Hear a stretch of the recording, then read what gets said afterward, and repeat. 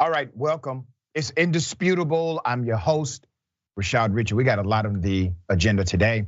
Breaking down news of the day. My contributor is Farron Cousins, host, Ring of Fire. And in the bullpen, this is going to be interesting. We have Peter Pishke, commentator Young Voices, talking about the problems of being woke in corporate America. This really just gets on his nerves, and he's standing up for the big guy, the corporation. Should be an interesting debate. Top story of the day. An officer, a corrections officer, decided to mock the deadliest racially motivated massacre in the history of this country against black people. Let's put his picture up. Let's put up the graphic. Let's put up his Facebook post, because I want to show you how insane this is. On May 14th, as you remember, a white supremacist, Peyton Gendron, fired 50 rounds outside and inside of Top Store, killing 10 people, injuring 3. 11 of the victims were black. This guy thought it was funny. He's an officer, remember. He thought this was funny, so he posted a meme about it. His name is Greg Foster, and his Facebook post says, and I quote, "Too soon, ? This should weed out some Facebook friends, smiley face." And the picture says, "Clean up on aisle 3, no wait, 4, also 7, 9, 12, and 13. And then his Facebook friends, who obviously are also racist as hell. Put the graphic back up for me. They decided to laugh at this, the greatest massacre, the most carnage ever created for a racially motivated crime in this country against black folk. His friends are Chris Monin. Chris Monin thought it was funny. His other friend, Sarah Lukowski, Sarah thought it was funny. Lee Al thought it was funny. Brandon Houston thought it was funny. Ken Tarbox thought it was funny. Ron Crane on Facebook thought this was funny. Let me be very clear. Not only is it not funny, it's adversarial to every ounce of decency. It is a complete opposite of humanity. It is depraved indifference. But this officer, who has cheerleaders, decided to post this racist and insensitive message. Let's put up another image of him in all of his Facebook glory, all right? And let's go to the one where he's kind of laying back on his Facebook profile picture. Okay, so maybe we don't have that one, I don't know. All right, yeah, that's it. And remember the mugshot of the killer, the terrorist, Peyton Gendron. All right, that's the face of terrorism in this country. He will not be called a terrorist by most because he's in fact a white male.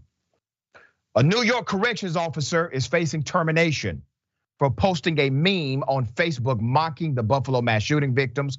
Greg Foster II has been suspended without pay after he posted a photograph of a Tops Friendly Market store with the caption, "Clean up on aisle 3, no wait 4, also 7, 9, 12, and 13. Too soon, ?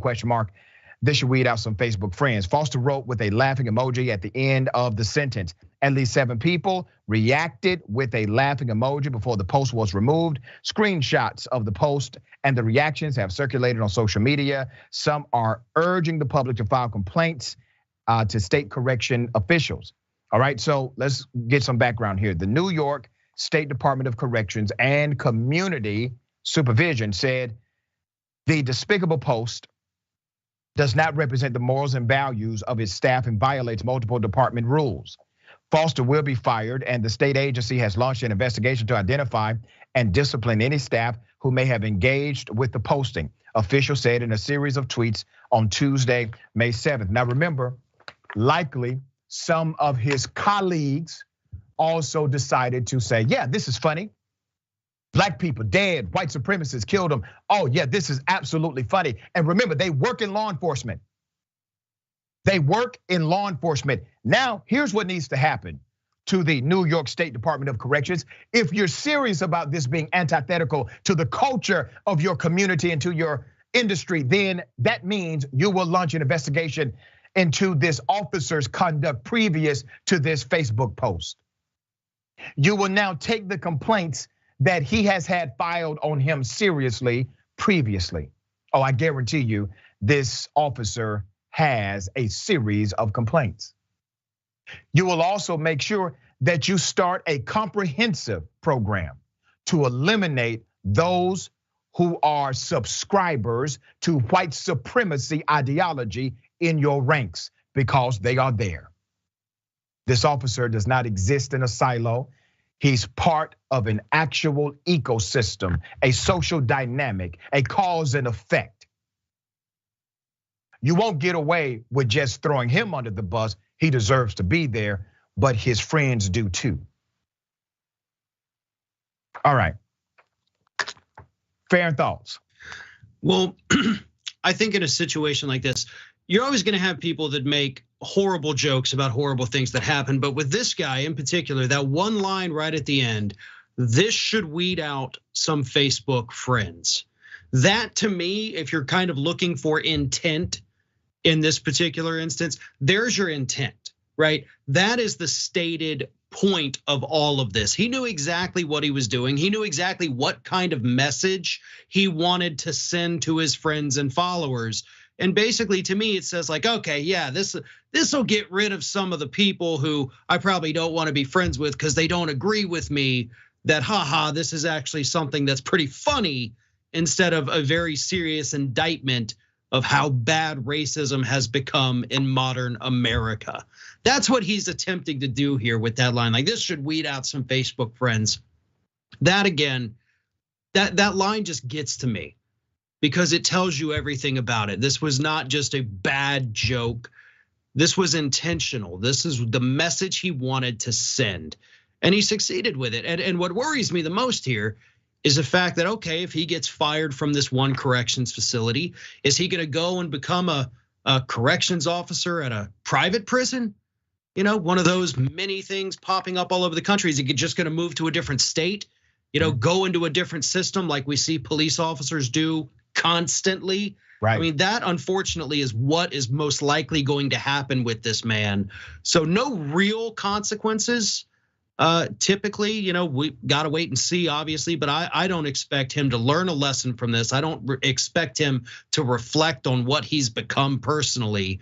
He's probably just gonna move on to the next job, probably at a place where they look at things like this and they say, hey, you're one of us, come on in. Yeah, and that's why we highlight them on the show, because we don't have the George Floyd Policing and Accountability Act, which would have created a federal database so that anyone could have looked up this incident at any time in the United States of America or beyond.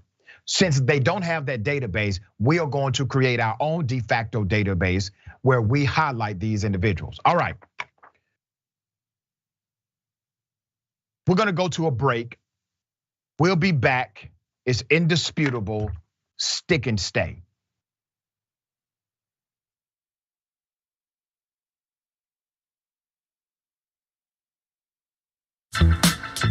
I went to Kentucky Fried Chicken when I first got my license, like 17 years old or 17, 18, whatever it was. And I'm driving, I think, my dad's Oldsmobile. And I parked it in a place where there was two cars next to me, really tight spot, and a car behind me. I don't even know how I got in there because I'm a terrible driver. Back then I was an even worse driver. And on the roads I'm okay, but in parking spots, I have terrible spatial reasoning and I'm a mess. And on my way out, I hit all three cars at once. I broke all records, okay? So I went, as I'm backing out, I went boom, oh, and this side hit that car, this side hit this car, and the back hit the third car, okay? and I got stuck. I didn't know how to get out. Like I went, okay, for this, and then I'm like, no, and then, right? And then finally I had to stop, go inside the KFC and go, A, I'm sorry, I hit a bunch of your cars. They're like, what do you mean a bunch of your cars? I'm like, I don't know. Wow, there's a B? Yeah, I'm like this. I hit 3 cars. I don't know. So you guys got to come help me, okay? Okay, so one, my bad. Really sorry about that. Okay, number 2, can someone take my car out? Because I don't want to keep hitting your cars, and I'm incapable of taking it out of this spot. Now, baby, move that fat, baby, move that fat. We thugged out. Hi, I'm Brett Ehrlich with Breaking News with Brett Ehrlich. This is Breaking News with Brett Ehrlich. Hi, Brett Ehrlich here. According to EPA head Scott Pruitt, climate change is not happening. He cited a meme on Facebook he saw. When pressed to back up this source, he said it must be accurate because the watermark said it was made by a scientist. So, your move, Truth.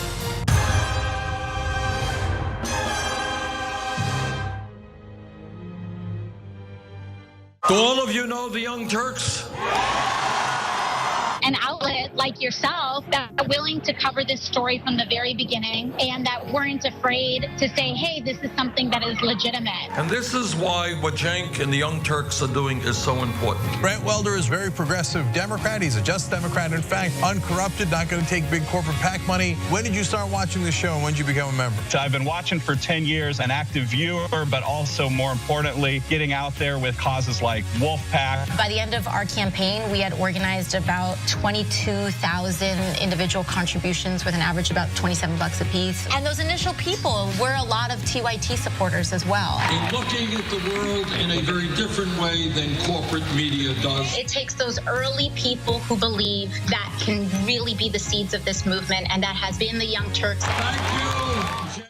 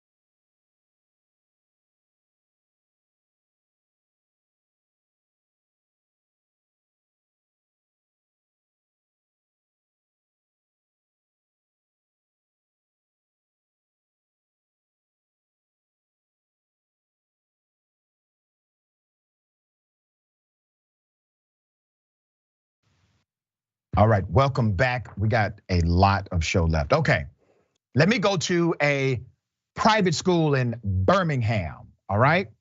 This private school decided to show President Barack Obama as a monkey. Put up the graphic. Okay, let me give you some background to this. There's a wave of controversy now after students were given an assignment titled An Introduction to Primates, okay? And former President Barack Obama's photo was prominently listed. So earlier this month, during a biology class lesson, an assignment was passed out to students instructing them to pick from the gallery of photos labeled apes, monkeys, and lemurs. And there in the second row is former President Barack Obama. Let's put up a picture of the school. Okay, the school is known as Roper School. It is the oldest K-12 school for gifted children in the United States of America.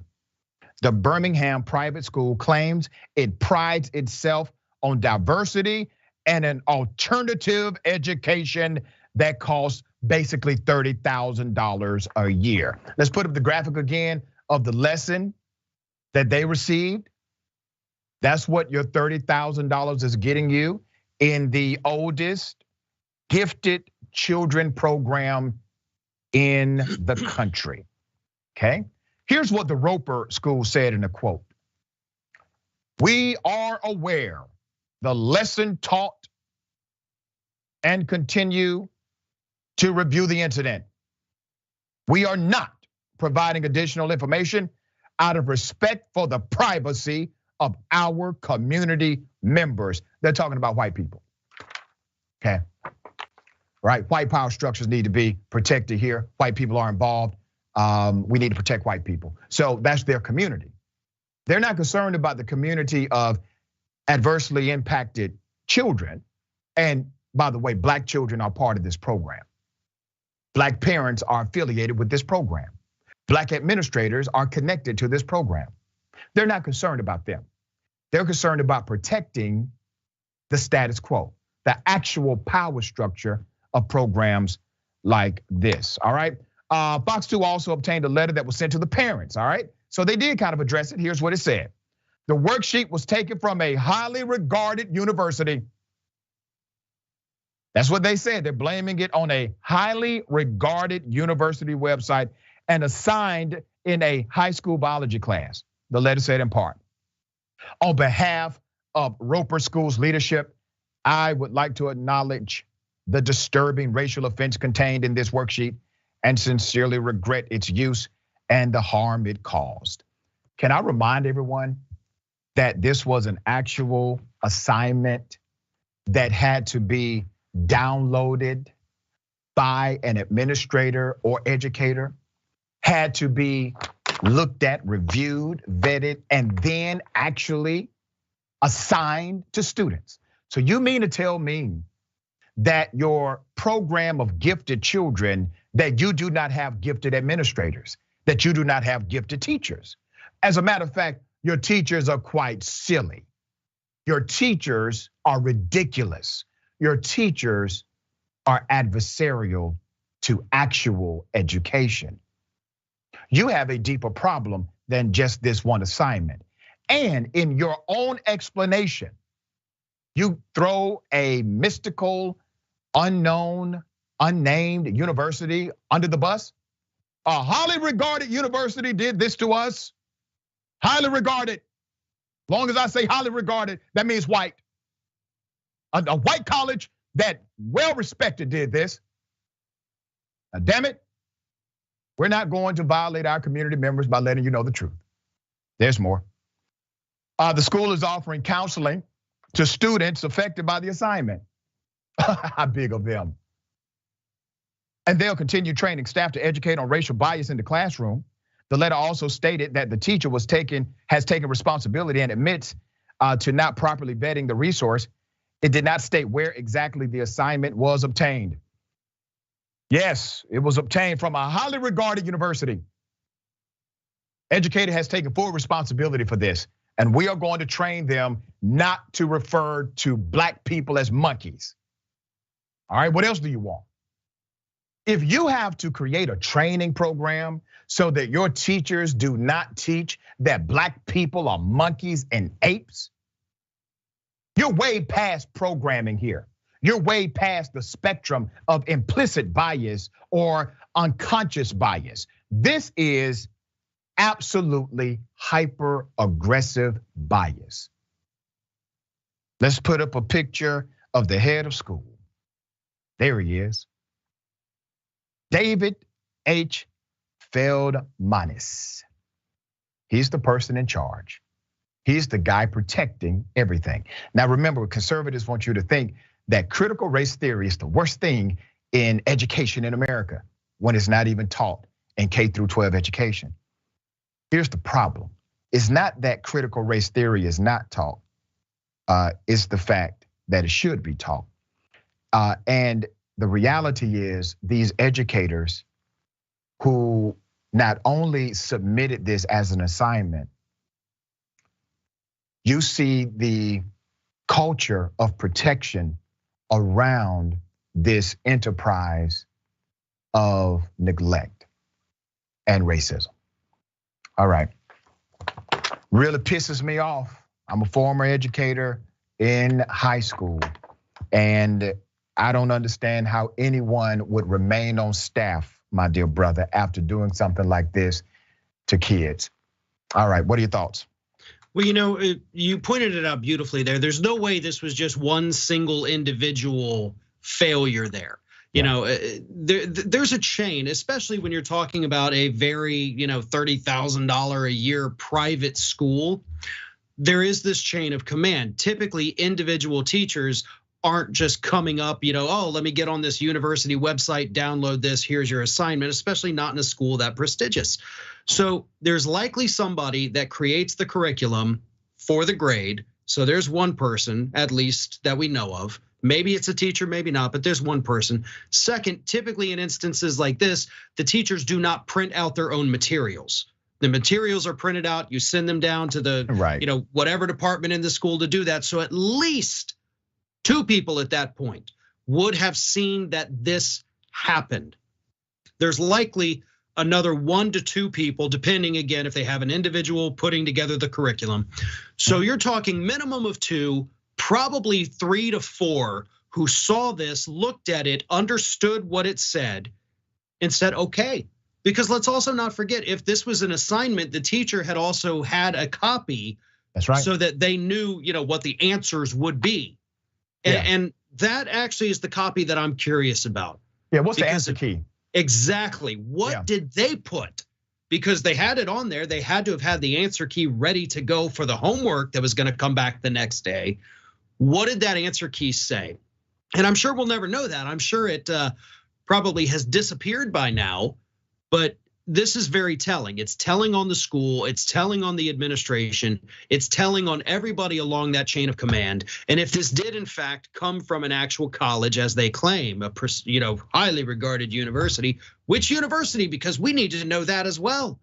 That we need to find out who is also teaching this horrendous lesson. And parents, if you're sending your kids to the Roper School, I think you ought to know your $30,000 is buying your students lessons that are copied and pasted off the internet. Right, and listen, man, it's a damn lie. They didn't get this from some kind of highly regarded university. What highly regarded university would have that kind of simple ass ridiculous assignment on their website anyway? That the story is just convoluted and ridiculous. All right, let's put up the scumbag's picture. Put his mugshot up on the picture he gets here. Okay, this is a deputy who decided, according to the report, this deputy sheriff decided to rape an inmate during transport. This deputy is out of Oklahoma. His name is David Wayne Lohman, 58 years of age, was charged with a sexual battery, forcible sodomy, and engaging in a pattern of offenses against a female inmate. Let me give you the background to this. On April 12th, 2022, the Canadian County Sheriff's Office requested state investigators after allegations of sexual assault by a female who was being transported by Noman. They requested an investigation. The unnamed inmate said that on April 7th, she was assaulted 3 times at 3 different locations, according to the Bureau.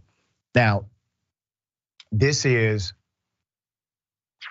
probably not his only time doing this. So this deputy was on transport assignment. All right, this is typically part of his job. And on this assignment, he transports female inmates. He transported a female inmate. The Canadian authorities hear her story and they decide to ask for an investigation into the allegations, right? The investigators looked into the claims and arrested Lohman last week. He was booked in jail. His bail was set at $25,000. Once again, corruption permeating through the culture of law enforcement. And because this country has a rape culture, listen, we know this. Probably much won't happen to him. He needs to go to jail for the rest of his natural life, in my humble opinion. But they will figure out a way because he is actually a post-certified officer, which means he was supposed to be charged with violation of oath of office. Remember the rule, and I've told you this for a while. If you do not see them being charged with violation of oath of office, when that charge is not on the docket, the fix is in. There are 2 fixes typically when they do not charge with the oath violation. One fix is the plea deal. The second fix is for them to drop the more serious charges and they will allow the perpetrator to go to court on the less serious charges or perhaps get those charges dead docked, which means in effect, these charges become null and void if the officer does not engage in this conduct in the future. I've seen it done routinely. That's why a lot of people don't like the police. It's not because corruption exists. Corruption exists on some level in every industry. It's because these corrupt actors tend to get away with it, but not at indisputable. All right, Baron, thoughts here. You know, this unfortunately is far too common, especially with female inmates. Yeah. You know, we see the levels of abuse, the levels of, sexual assault that they suffer at the hands of both, male and female guards at some points. But this is just a further indictment of that. We do such a poor job actually taking care of and looking after people that are in custody that things like this are able to happen. And it's almost as if the system is designed that way, right? Once you get taken into custody, there's a couple cameras here and there, but those cameras are not for the inmate's protection. Those cameras are basically to just make sure you don't run away. When the bad things happen, there's no cameras. There's rarely cameras in that instance. And if you're transporting prisoners, there ought to be cameras all over that bus, not to protect the driver, but to protect these inmates from incidents like this happening. Same thing with the prisons. Every step along the way, we need accountability. We need video evidence. And it almost, when you look at something like this, okay, then what needs to happen is we need to have, not another officer in these transports. We need to have a lawyer. We need to have a lawyer not connected, to the police. So I'm not talking about the state prosecutor that works with these guys every day. I'm talking about go out there, find some lawyers who are willing to donate their time to act as chaperones, essentially, to make sure things like this do not happen in the future, because this is just one that we know of.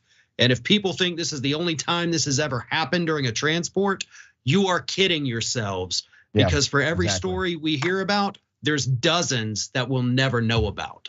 You hit on something really, really key. And I would like to echo that sentiment that we need greater transparency. Having cameras is one thing, but there are citizen advocacy groups that would be willing to become accountability partners with law enforcement, get trained. You can even deputize them under certain rules of the sheriff in that particular jurisdiction. But obviously, we cannot act as if individuals who are going through a temporary period of incarceration, that somehow their humanity has been revoked. So we will always champion their humanity, their right to exist. And if they've made mistakes, I've made mistakes. You've made mistakes. Everybody watching this show has made mistakes. Mistakes do not disqualify you from your humanity. All right, we got more on the other side. It's indisputable. Stick and stay.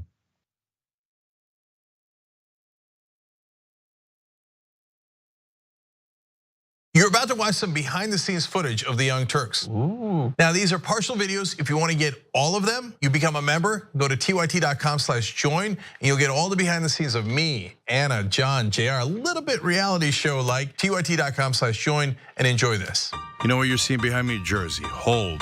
Watch me flip this camera. However I flip it. Do I flip it like this? No, I just took a picture. I'm bitsing right now. What? Behind the scenes. Oh, okay. Okay. For members? I don't have my face on. She doesn't have her face on, folks. Oh, that's JR's ass right there. You can't take 5 minutes off, can you? No, I can't, Johnny Pie. I said it was live stream, but I was lying. It's not a live stream. It's just for members. Bitsy, this is my cat. You know what his name is? Kiki Cat. Animals are innocent. Control room and the insanity is obviously there. Right now, as you can see, I'm directing or tech directing. I'm so happy to be here. This is what like a Labor Day beard looks like for Cenk. Man, you're a Young Turks viewer if you recognize me like this. Such a big fan. Oh, thank you. You are the one person in my life I would love to meet. What's going on, guys? This is a Bitsy or a BTS or behind the scenes with Hassan Piker, aka Woke Bay. Oh, hi. I didn't see you there. I have finished my show, The Damage Report, and now I get into a really awkward time of the day. When I'm sitting, the control room is right there. So I can see Bart. And this is the Pittsburgh office, by the way. Referred to often as the boiler room. You see how it's ripped? Is it super unprofessional to wear that at a business meeting? Or am I like cool, rebel? I just finished doing the power panel and I'm fired up. What do you do for TYT? Not a whole lot. If you're frantically tweeting at us that something's broken, thank you, because I'm fixing it. And thank you for being a TYT member. Super last thing, because there's always got to be a super last thing. Oh, that was disastrous. This has been behind the scenes, behind the scenes. Welcome to Indisputable. I'm your host, Dr. Rashad Richard. We got a lot happening today. But what do we do on this show? We tell the truth. You know why we tell the truth? Because the truth is simply indisputable. Rashad, great to be here. Congratulations on the new show. And I gotta let everybody know that Rashad and I go way back. Here's the pattern that we see in all of these Karen stories. They think they own stuff they do not own. Now, where does that come from? I don't know, maybe slavery. Maybe they think they should still own black people. This is what happens when Karens weaponize the police. When you're used to privilege, equality seems like oppression. It hits you in a certain way when someone is holding you against your will, treating you like you're a criminal and you're an innocent person. This is something that black people face no matter where they are. A stronger black economy lends itself to a stronger, greater economy. Don't think it's exclusive of you, it's inclusive of you. What's your beef with critical race theory? It adds more fuel to the fire of the racist tendencies that we already have. We have a generation of problem solvers that can remedy the problem if they are properly taught what the problem is. You know who created redlining in this country? It was a white liberal. I don't give a damn who created it. If it's a racist policy, Shelley, here's what I don't know. I don't know. See, there you go filibustering, brother. You're scared of this truth, but you're gonna get it, though.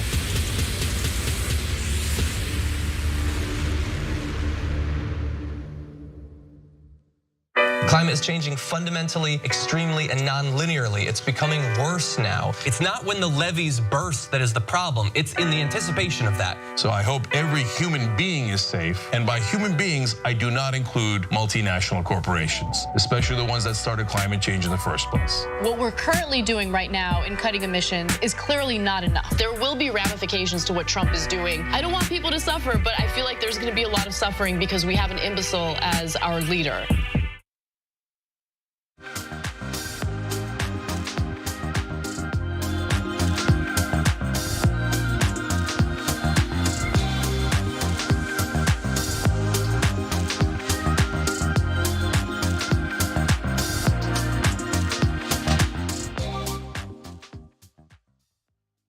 All right, welcome back. We got a lot of show left. Don't forget, make sure you watch the watch list All right, big homie J.R. Jackson, live weekdays, 12 p.m. Eastern time, 9 a.m. Pacific time. All right, let me get to some of these comments.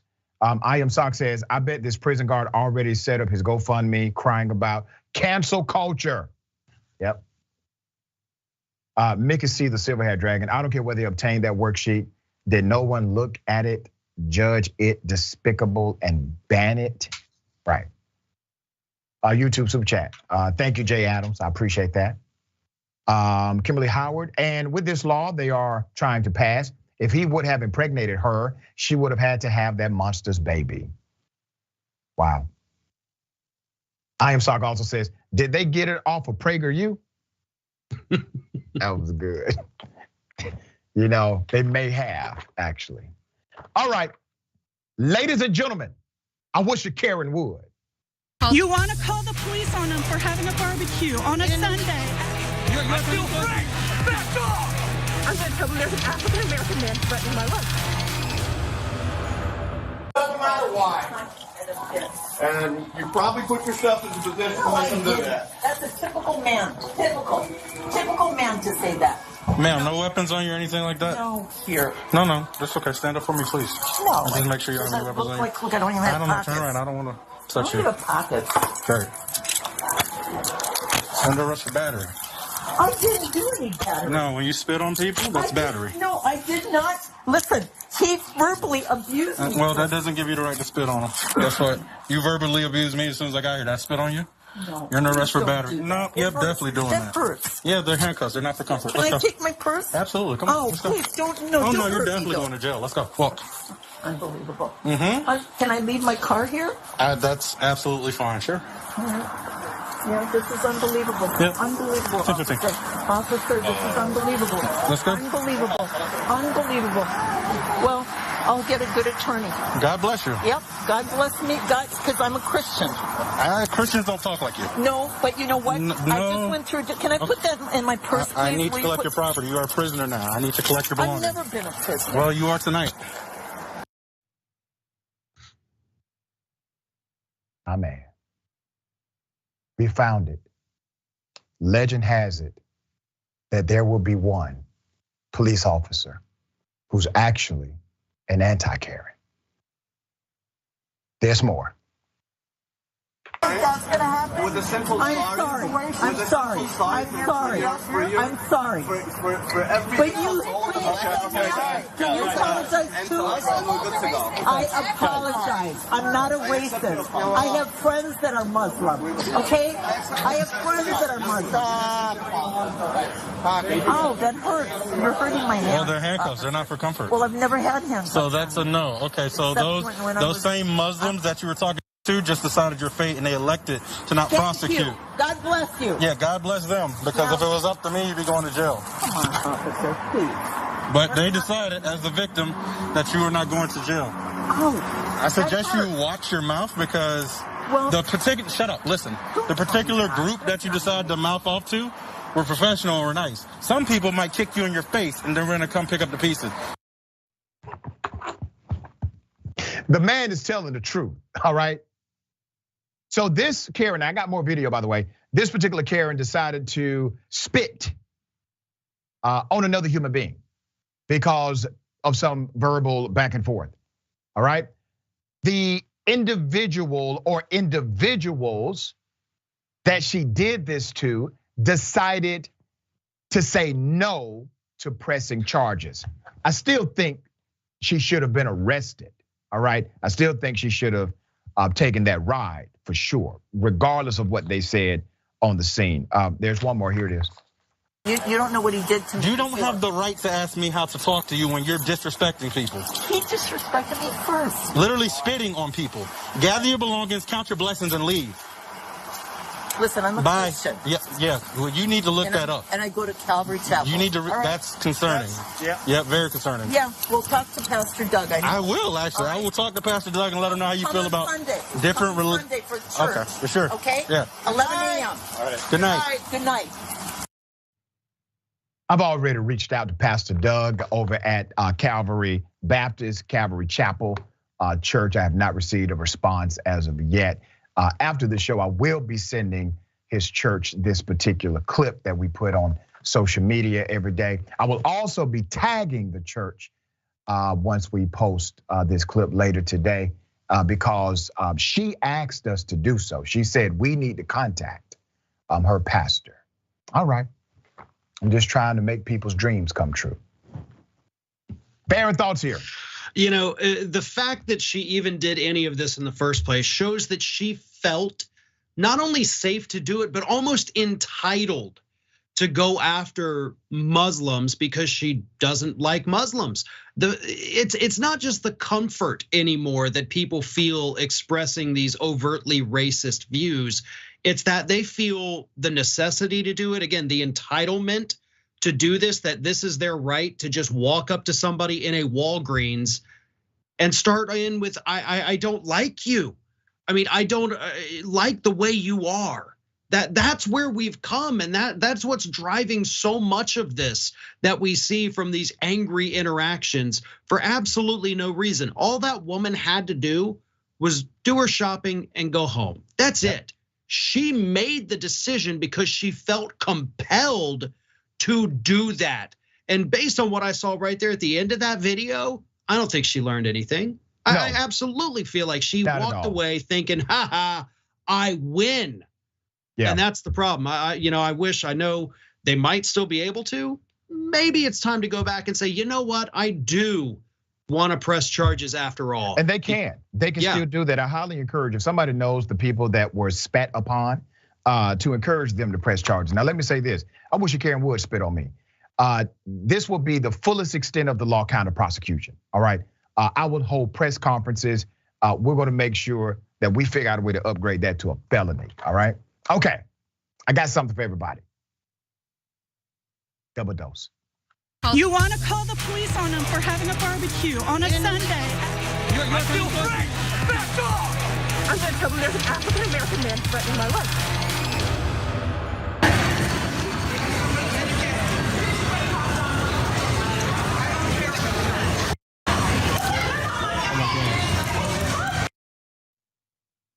Let me show you what led to this. Here it is. What are you talking about? You don't go somewhere?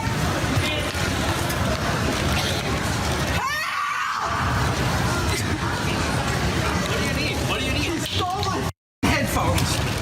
Mr. Jackie, just that. She stole my headphones. If you don't stop her, I am gonna call the police. Madam Jones.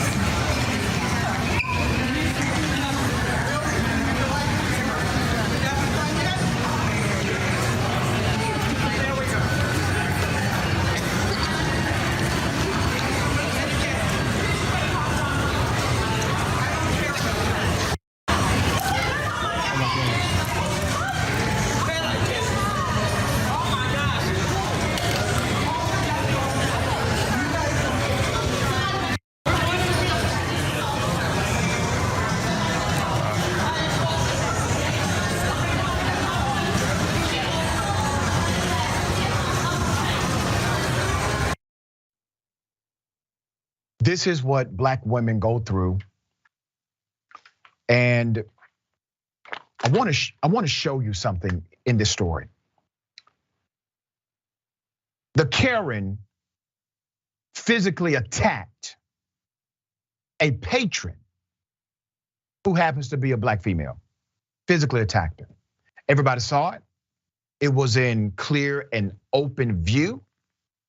Before doing that, she threatened this individual, tried to physically stop her movement. She said she was going to call 911. That's fine, that's your right, call 911. But physically assaulting this young Black female is not within your legal authority. But she did, and I don't believe, obviously, that she stole a damn thing. I don't think the Black woman stole anything. So we're still trying to get more information about this. But I want you to remember what happened at the end. After this Karen assaulted the Black woman, you literally had TSA agents right there who were Black, who allowed this Karen to simply keep walking as if nothing happened. That's a problem for me. Now that's a loss for the culture. We're not winning when things like that happen. There's a physical assault. People see it, you got witnesses, you have cameras galore, and you literally have authorized individuals who can make an arrest, who decided to just let it go. I got a problem with this. Okay? All right, we're gonna follow this story because that's a breakdown of not only protocol, that's a breakdown of common sense. Nobody can physically assault a consumer at your facility and get away with it. That never should be. All right? Okay. Fair thoughts here. You know, that's exactly the kind of behavior that should land somebody on that no-fly list. Yeah. When you're assaulting somebody inside of an airport, that is obviously the jurisdiction of the TSA. That's the jurisdiction of the airlines who can make these determinations. You can't be on our plane ever again because of your behavior. And speaking of on the plane, I'm willing to bet, based on the number of headphones I've found sitting on airplanes, that's right. that's where her headphones are. Yeah. So, of course, I don't know for sure, but what I'm assuming, because again, I've seen this happen so many times, the lady probably tucked him away somewhere in the back of the chair bin, forgot about him, goes out to pull him out, and then sees somebody next to her with headphones that look identical, because 90% of headphones all look the same. That's how they make them. They're all identical. And probably thought, oh my God, I'm not the careless person who left them on the plane or who misplaced them. Clearly, she stole them from me because look at her. I mean, she looks like a thief, and we all know what that means. And that's probably, again, I can't say for certain, but if I had to make an estimation here, that's probably what went through her head. And it's disgusting because that is immediately where she went. Instead of thinking, okay, where could I have left them? What could have happened here? Did I put them in another bag? No, she immediately said, black person headphones, those are mine, give them back or I'm gonna hurt you. That's where she immediately went with it. Yeah, nobody stole her damn headphones. All right, we got more on the other side. It's indisputable. Stick and stay.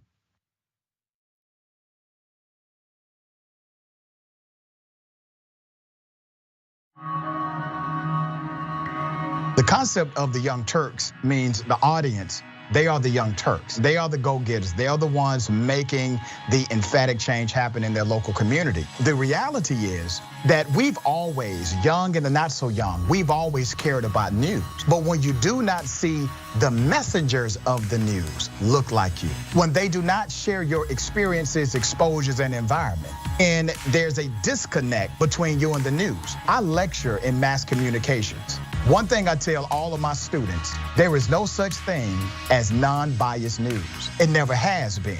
Non-biased news has always been an illusion. Let's go back to the 60s and 70s, where people would say that was the purity of non-biased news. News has a segment. That segment has a time. That time, you must do your story and be finished. That means the producer, the writer, the orator has to take out what they don't think is important and only leave in what they believe is important. They have a limited time to tell the story. They do not have time to tell everybody's version or everybody's side. And they get to choose the facts that they bring to you, as well as the nuance, which really is a word for opinion, that they bring to you, the context they bring to you. So we've always had a level of bias in news. Here's the issue. The issue is to not deceive individuals as if you don't have some level of opinion with your news commentary. And that's what TYT has never done. They've always been authentic in their approach to progressive ideology and their news analysis and political breakdown. And I think that's how you actually win the heart and soul of individuals who are consuming information from you, because now they see themselves in you. This is where it all began for many elected progressive leaders. The Young Turks was one of the few media outlets to cover the races of Alexandria Ocasio-Cortez, Jamal Bowman, Cori Bush, Rashida Tlaib, and many, many more. We know a great majority of the country is actually progressive, and TYT is here to amplify these issues so that we can have better policies that a majority of the country actually supports. We want to drive positive change, and then we've been doing that for 20 years here. That's why we're launching Canvas 2022, a campaign to get out the vote and amplify progressive candidates, the progressive agenda, and their primary races.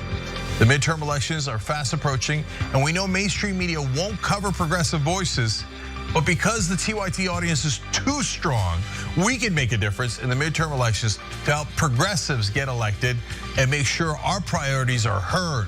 Support our mission to drive positive change. Visit tyt.com/canvas2022.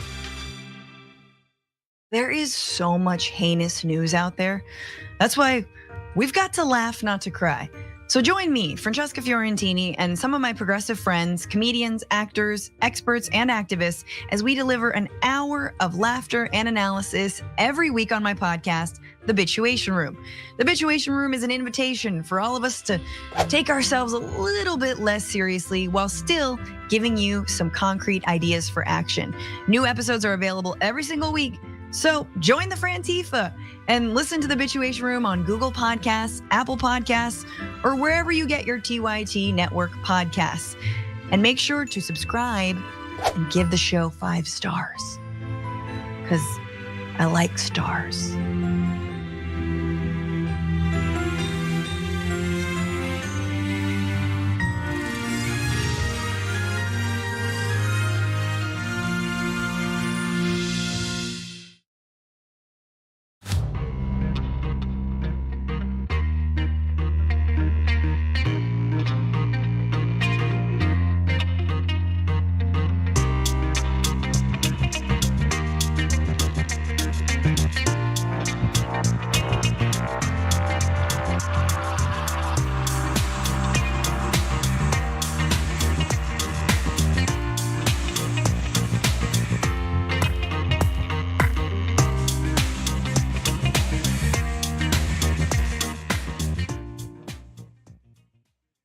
All right, welcome back. We got a lot of show left.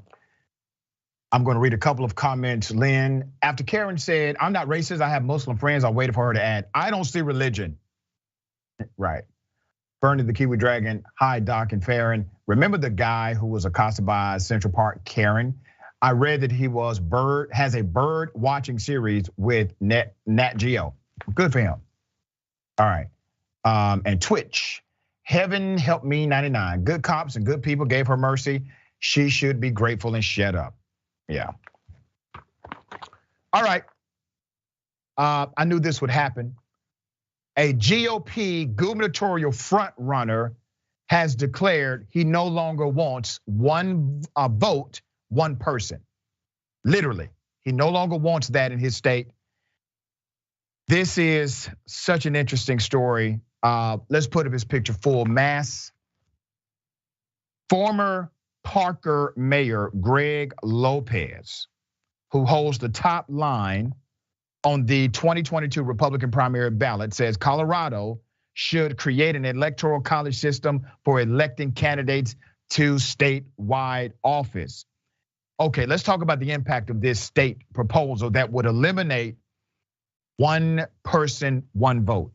The plan, which would be the first of its kind on the state level, would give far more voting power to Coloradans in rural areas, conservative counties, and dilute the voting power of those in Colorado in more populous urban and suburban areas.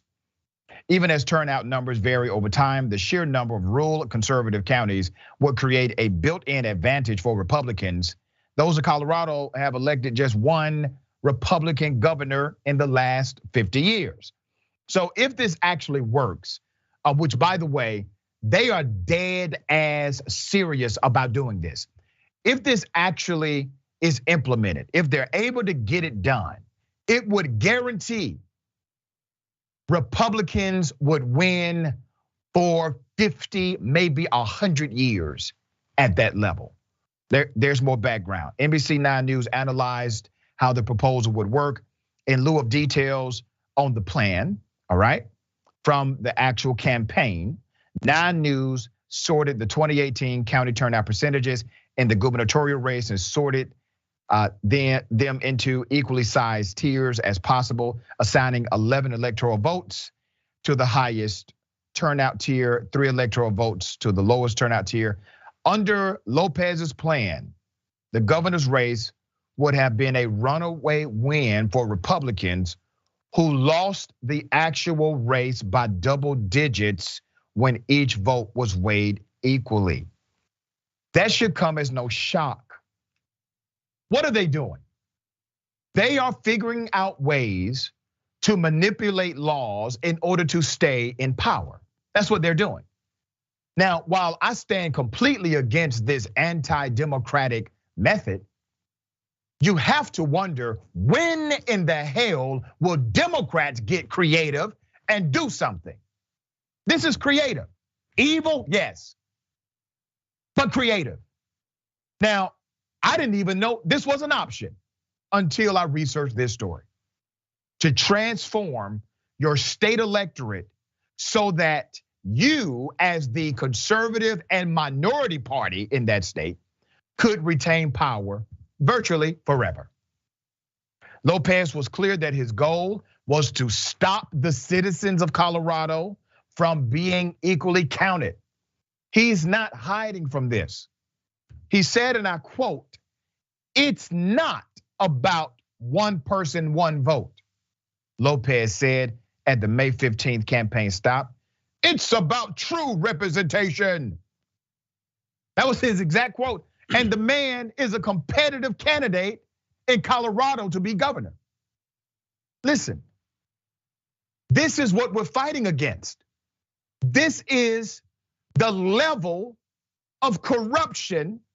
The corruption has become so normative, nobody's hiding it anymore. They're not hiding this.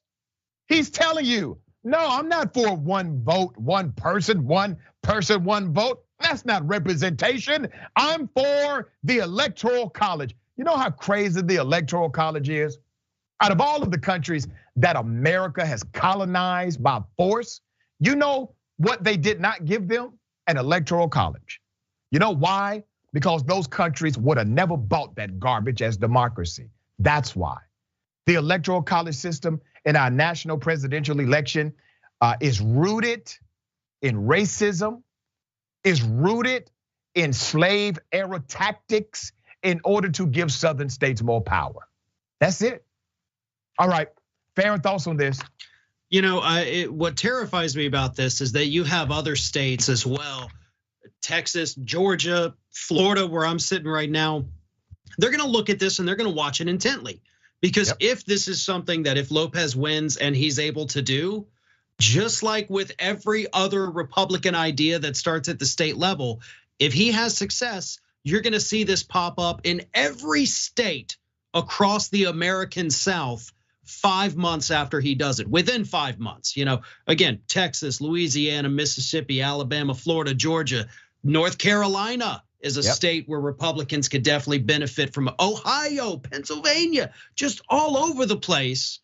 They're gonna start moving to this because they know this is a way we can secure power. If we delegate this number of electoral votes to these tiny populations, limit what the high population areas that lean Democratic everywhere in this country, limit what they can do, we can have pure Republican rule for eternity. You know, at least for my lifetime, your lifetime, everybody watching this will be long gone before the demographics have shifted enough in this country to finally end that Republican rule. It's always a slope. There's always this slippery slope with them, you know, these little test cases that they do in one state, and when they get the success, boom, it's everywhere. We've seen it, God knows how many times in the last 6 months alone. This will be the next one, and this is the one that could truly reshape the United States as it exists today. In a significant way.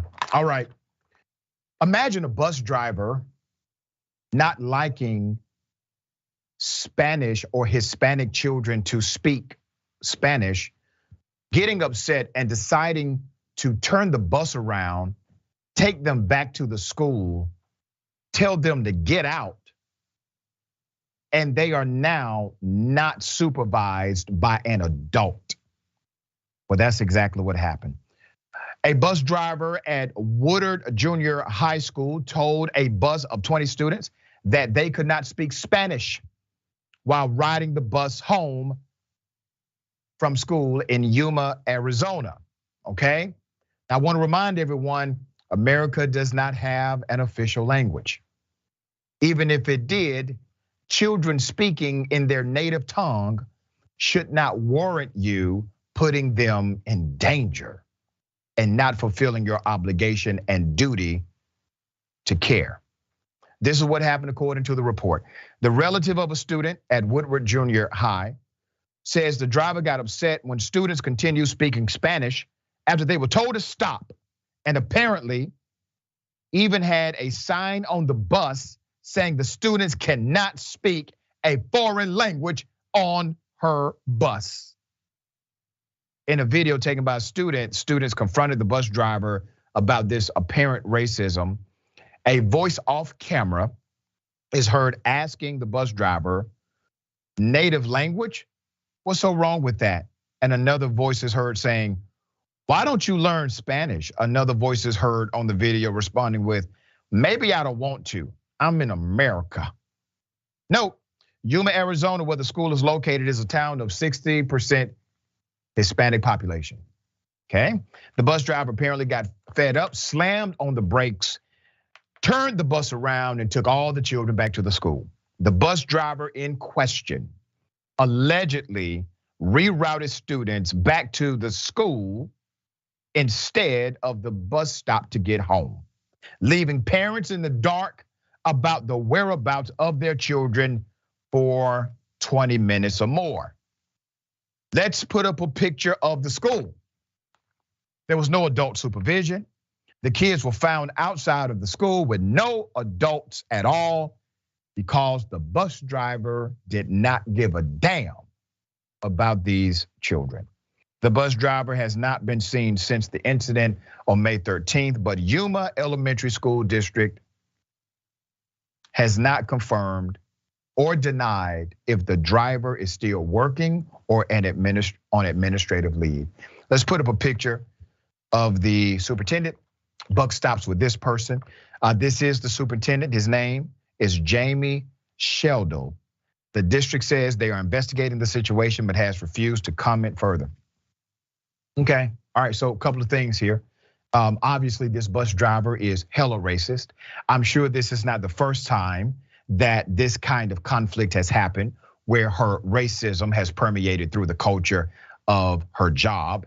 And this time, it actually led to children being put in a dangerous situation. We should not even have a conversation about if she's employed. The conversation should be, where's the warrant for her arrest for child neglect, child endangerment, child abandonment? Where is that warrant? Because that's exactly what happened here. All right, okay, fair and thoughts here. No, you're exactly right about that. I mean, the fact that this, we haven't seen her in days. It should be because she's in jail. Right. You cannot just, I mean, essentially at that point too, a good prosecutor could probably go to court and argue that this was in fact kidnapping. You're charged with taking children to a specified place. That is your job. That is what the parents, the county, the school, the superintendent, and everybody has entrusted you with. You decided to move these children to another location that was not allowed based on these preset parameters that the county has for your bus route. So again, a very skilled prosecutor could probably go ahead and threaten those charges as well. And I think you'd have a really good chance of making them stick. These parents were terrified. They knew their kids at a certain time every day are supposed to be at this bus stop so they can get home from there. They didn't show up. 20 minutes, a 5-minute variation, sure, I get it. My kids have ridden the bus and every now and then a couple minutes, but 20 minutes, I would have been on the phone with the police immediately at that point. And we don't know, maybe some parents did, but again, they had cell phones. Some were able to contact and say, listen, this is what's happened here. I've been taken back to the school. But the legal issues here I mean, you've got civil rights violations out the yin yang at this point with this one. Obviously, the child endangerment, like I said, possibly, the argument of kidnapping. That's probably the most extreme. Probably wouldn't happen, but again, it could get a good enough prosecutor. But there's lawsuits and legal charges that absolutely should already be filed right now. And the school district's response is, we haven't seen them. We don't know. Right. It's crazy. It's crazy. Like somehow she's not part of their culture. All right. She's an expression of their leadership as well. All right. Anti-Karens unite. You're screaming at employees in Walmart. Get out of here. That's racist. Yes, it is. No, it's not. The United States doesn't have an official language, jackass.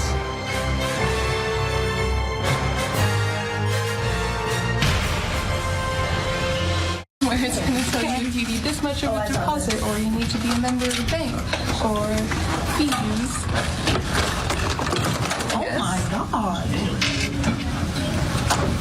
I'm sorry that I was helping my friend with her work. That's amazing. That's there. I can tell you're trying to intimidate me, but I don't quite care. I'm sorry, ma'am, but I was trying to help my friend. Are you going to send me to the office? Yeah. Dang. There's more. You don't let it talk If you're going to say something to me, I'd rather you say it now than keep staring at me. I can tell you're trying to intimidate me. Oh my God.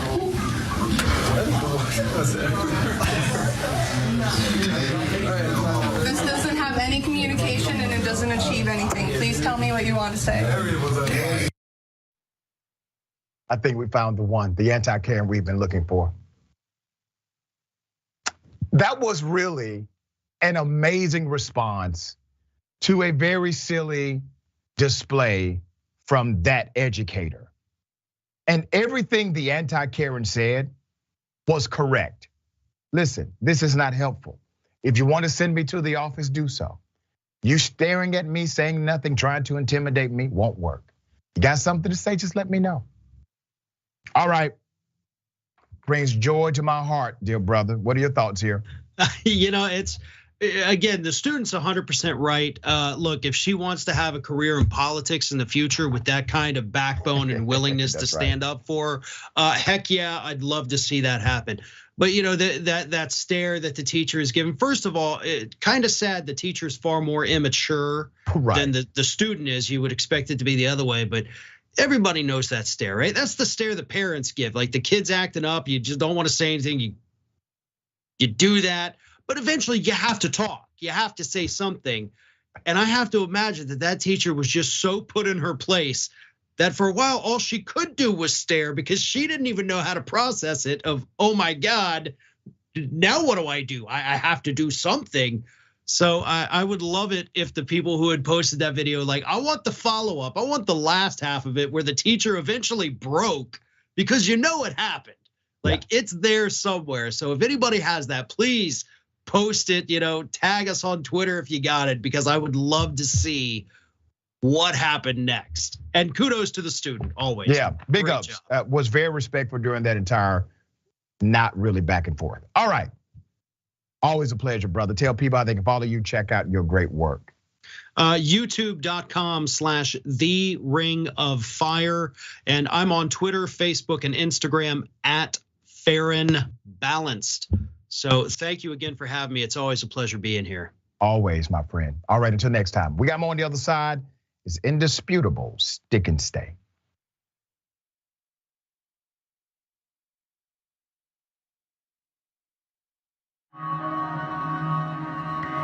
The concept of the Young Turks means the audience, they are the Young Turks. They are the go-getters. They are the ones making the emphatic change happen in their local community. The reality is that we've always, young and the not so young, we've always cared about news. But when you do not see the messengers of the news look like you, when they do not share your experiences, exposures, and environment, and there's a disconnect between you and the news. I lecture in mass communications. One thing I tell all of my students, there is no such thing as non-biased news. It never has been. Non-biased news has always been an illusion. Let's go back to the 60s and 70s, where people would say that was the purity of non-biased news. News has a segment. That segment has a time. That time, you must do your story and be finished. That means the producer, the writer, the orator has to take out what they don't think is important and only leave in what they believe is important. They have a limited time to tell the story. They do not have time to tell everybody's version or everybody's side. And they get to choose the facts that they bring to you, as well as the nuance, which really is a word for opinion, that they bring to you, the context they bring to you. So we've always had a level of bias in news. Here's the issue. The issue is to not deceive individuals as if you don't have some level of opinion with your news commentary. And that's what TYT has never done. They've always been authentic in their approach to progressive ideology and their news analysis and political breakdown. And I think that's how you actually win the heart and soul of individuals who are consuming information from you, because now they see themselves in you. This is where it all began for many elected progressive leaders. The Young Turks was one of the few media outlets to cover the races of Alexandria Ocasio-Cortez, Jamal Bowman, Cori Bush, Rashida Tlaib, and many, many more. We know a great majority of the country is actually progressive, and TYT is here to amplify these issues so that we can have better policies that a majority of the country actually supports. We want to drive positive change, and then we've been doing that for 20 years here. That's why we're launching Canvas 2022, a campaign to get out the vote and amplify progressive candidates, the progressive agenda, and their primary races. The midterm elections are fast approaching, and we know mainstream media won't cover progressive voices, but because the TYT audience is too strong, we can make a difference in the midterm elections to help progressives get elected and make sure our priorities are heard. Support our mission to drive positive change. Visit tyt.com/canvas2022. There is so much heinous news out there. That's why we've got to laugh, not to cry. So join me, Francesca Fiorentini, and some of my progressive friends, comedians, actors, experts, and activists, as we deliver an hour of laughter and analysis every week on my podcast, The Bituation Room. The Bituation Room is an invitation for all of us to take ourselves a little bit less seriously while still giving you some concrete ideas for action. New episodes are available every single week. So join the Frantifa and listen to The Bituation Room on Google Podcasts, Apple Podcasts, or wherever you get your TYT network podcasts. And make sure to subscribe and give the show 5 stars, because I like stars.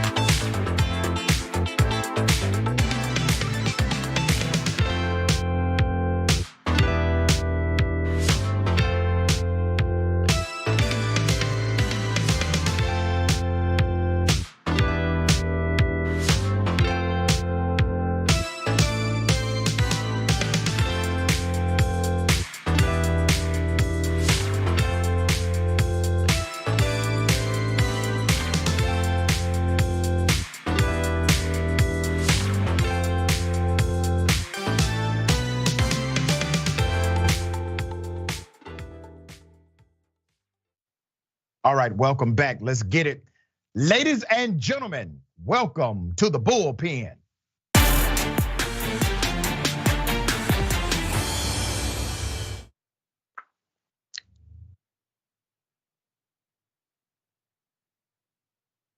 All right, in the bullpen today, we have Mr. Peter Pischke.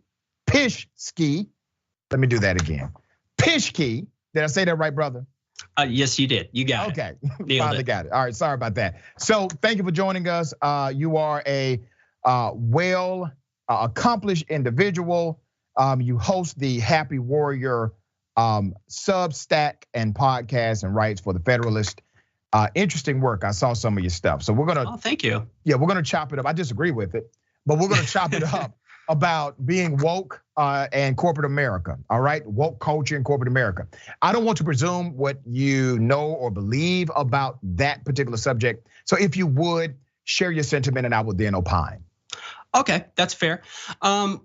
I think wokeness, when it comes to corporate America, in my personal opinion, it's an overall a negative thing. I think not just for people who are conservative or may feel like the culture is against them. I think in general it's a bad thing because wokeness covers up for bad behavior. Corporate America basically took it on post 2008, and then of course you had Occupy Wall Street, and basically the bargain was we're going to bring on some, we're gonna say certain words to make the activists happy. We're going to do certain things. We're going to donate to the right people, and we might forgive the term, put a few token members onto our boards.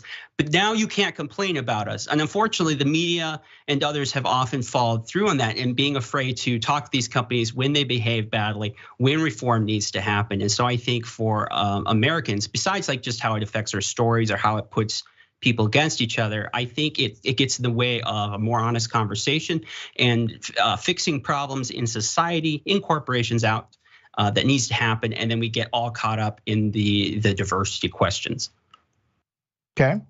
Not that diversity questions are wrong; they can often be right to have, but that's my opinion on this. What's your definition of woke? Do you know the definition? Yeah, well, okay, so there obviously is a little bit of the pornography if you see it, but would use Andrew Sullivan's definition where wokeness, as we see in modern America, is basically justified bigotry as reparative justice. We're taking something that was wrong in the past and we're trying to fix it by doing something with equity now. So that was a derivative. That wasn't a definition. That was basically a person's opinion of how the application of woke is used. That's one individual. Let me give you the actual definition of woke. So one definition defines it as alert to injustice in society or societal construct, especially racism. Now, I want to ask you, do injustices happen in America? Yes, of course, all the time. Are you alert to them? Many of them, most probably not. I don't. Okay, but you are alert. You when you see an injustice, you are alerted. That's an injustice. Yes, yeah. If I see an injustice, of course, it makes me mad. It bothers me. I don't like it. I want to see something different happen. So you are also adversarial to actual racism in America, correct? Correct, definitely. That means by definition you're woke. Another definition of woke means alert to racial prejudice and discrimination. Are you aware that racial prejudice and discrimination exist in America? Yes, obviously. On the secondary definition of wokeness. Third, 90% of consumers actually prefer to shop with companies that are an expression of their values. I'm going to submit something that may be contrary to the narrative of most. These companies are not woke, brother. None of these companies are woke. What these companies are doing is catering to their base supporters. That's what they're doing. That's what companies have always done.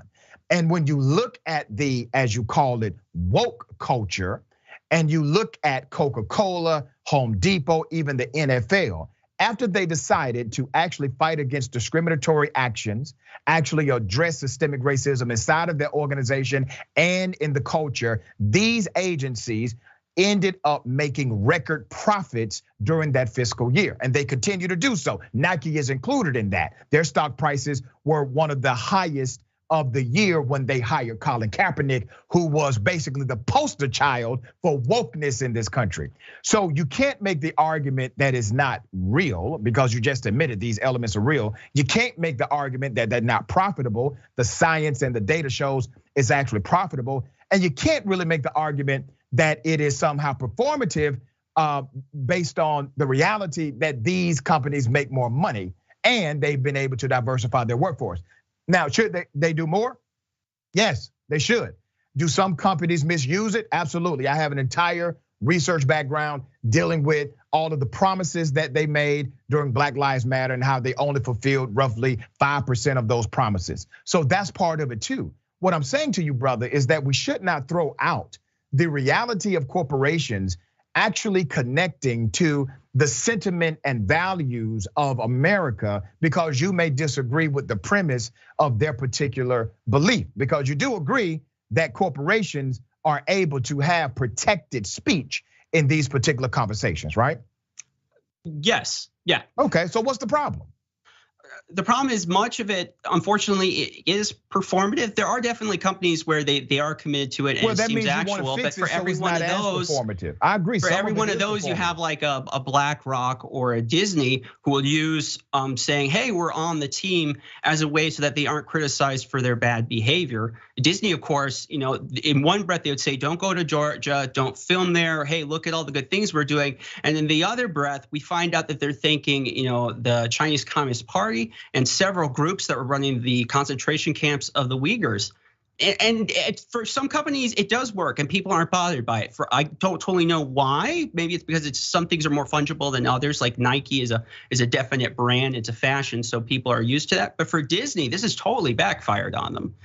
People, and unfortunately, often what it does is it makes people think about, right, which is I think some of what you guys want to do. But sometimes when you make people think about it, it creates division that wasn't there otherwise. For a company like Disney that's trying to market to a general audience, you've now taken on these people that did not have an opinion and didn't care, and they were just like all those people, crazy people on the right, they're just complaining again. And now actually, you're gonna do X or Y. Okay. Please, we don't like that, but I could be wrong. All right, 90%. Once again, 90% of consumers, and you can find this study from U.S. consumers. So you can find this study. 90% of consumers, they prefer to shop with companies that are expression of their values. 75% would refuse a company that supported issues contrary to their beliefs. What we're finding is that consumers are more concerned about the actual policy stance of a corporation or the manufacturer of a product, etc. The vast majority of Americans say we care that these companies are expressions of what we believe. What does that also mean? That also means that there will be some like you who are against that, all right? So what does the company do? Should the company make a decision to say, well, we're just going to stay neutral, even though the consumer is saying, no, we don't want you to stay neutral. Only 11% of consumers say that their companies or companies in America should remain neutral. You're in the minority here, brother, based on the stats. So and those stats are usually it's the younger generation. So especially like Gen Z and millennials, they're much more to feel like they want morality as part of the package when they buy something. I would say whether it's totally popular or not, we do need apolitical institutions. We need neutral territories so that people, both left and right, whatever their philosophy, they can come together.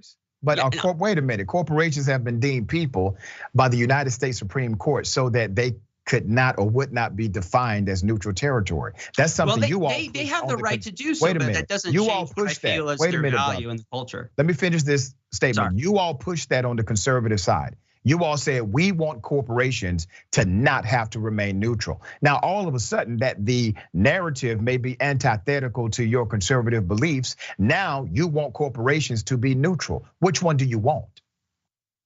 I want people to be able to freely express, readily express, but as a cultural value. They can, a corporation can't stop that, brother. And for just getting along with other people, I would rather that, unless they are dealing with something that is very political in nature, to be very careful about getting into politics or getting into the culture war. Because it's Jeff Foxworthy says, you get into this, it's never gonna work out totally great for you because you're always gonna be making half of the audience. Who said this? Who said this? Jeff, that's an old paraphrase of a Jeff Foxworthy. You're taking advice from Jeff Foxworthy. On audience expectation and management, yes. Not on humor. The man who said you might be a redneck if. Oh yeah, no, totally. I think he's look, you can be a redneck and sometimes get something right. All right. You got to come better than that next time, brother. But listen, I appreciate you being on the show, man. Fun debate. Oh no, thank you so much. It's my privilege. I love watching your show. You guys always bring up such interesting topics and great guests. So I always learn something. So thank you. Thank you for that, man. It's been a pleasure having you. You too. All right. Remember, take care of yourself, take care of each other, take care of the planet. Remember, the truth is always indisputable.